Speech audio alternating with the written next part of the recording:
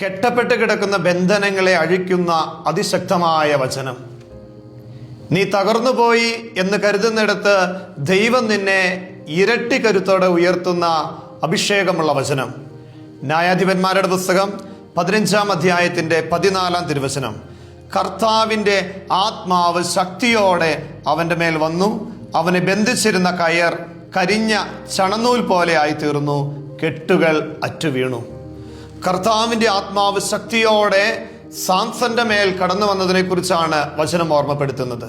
അവനെ കെട്ടിയിരുന്ന കയറ് ചണനൂല് പോലെ ആയിത്തീരുകയാണ്, കെട്ടുകളെല്ലാം അറ്റുവീണു. നോക്കിയേ, കർത്താവിൻ്റെ ആത്മാവ് നമ്മുടെ ജീവിതത്തിലെ എല്ലാ കെട്ടുകളെയും അഴിക്കും.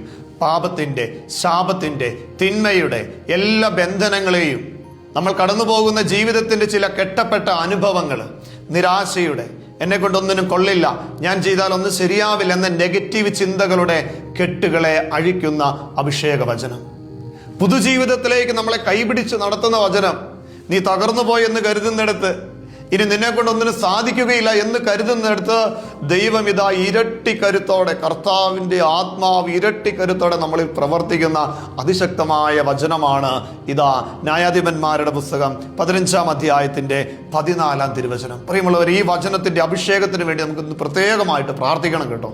ഈ വചനം ഏറ്റുപറഞ്ഞും ഇത് കാണാതെ പഠിച്ചും, കാരണം വലിയൊരു അഭിഷേക വചനമാണ്, ശക്തിപ്പെടുന്ന വചനമാണ്. നമ്മുടെ ജീവിതത്തിന്റെ തകർച്ചകളിൽ നിന്ന്, ഇല്ലായ്മയിൽ നിന്ന് ഉയർത്തെഴുന്നേൽക്കുവാൻ, ഇരട്ടി കരുത്തോടെ മുന്നേറുവാൻ ശക്തി നൽകുന്ന ഈ അഭിഷേക വചനം ജീവിതത്തിൽ നമുക്ക് സ്വീകരിക്കാം. നമുക്കൊരു നിമിഷം ഒന്ന് പ്രാർത്ഥിക്കാം. കർത്താവേ, ഞങ്ങൾ കടന്നു പോകുന്ന ജീവിതത്തിന്റെ ചില ബന്ധന മേഖലകൾ, ചില കെട്ടപ്പെട്ട അവസ്ഥകൾ, പാപത്തിന്റെ, ശാപത്തിന്റെ, ദുശീലങ്ങളുടെ അടിമത്ത മേഖലകളിൽ നിന്നും, തിന്മയുടെ ബന്ധനങ്ങളിൽ നിന്നും, ഞങ്ങളെ ഒറ്റപ്പെടുന്ന എല്ലാ ജീവിത സാഹചര്യങ്ങളിൽ നിന്നും, തകർന്നു പോയെന്ന് വിചാരിക്കുന്ന നിരാശയുടെ പടുകുഴിയിൽ നിന്ന് ദൈവമേ, ഞങ്ങൾ ഇന്ന് ഏറ്റുപറഞ്ഞ് പ്രാർത്ഥിക്കുന്ന ഈ വചനത്തിന്റെ അഭിഷേകത്താൽ ഞങ്ങളെ ശക്തിപ്പെടുത്തണമേ, ഇരട്ടി കരുത്തുള്ളവരാക്കണമേ.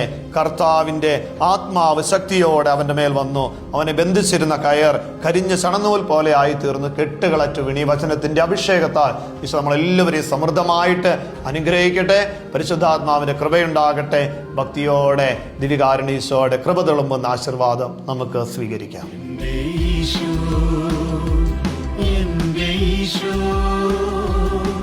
നീ മാത്രം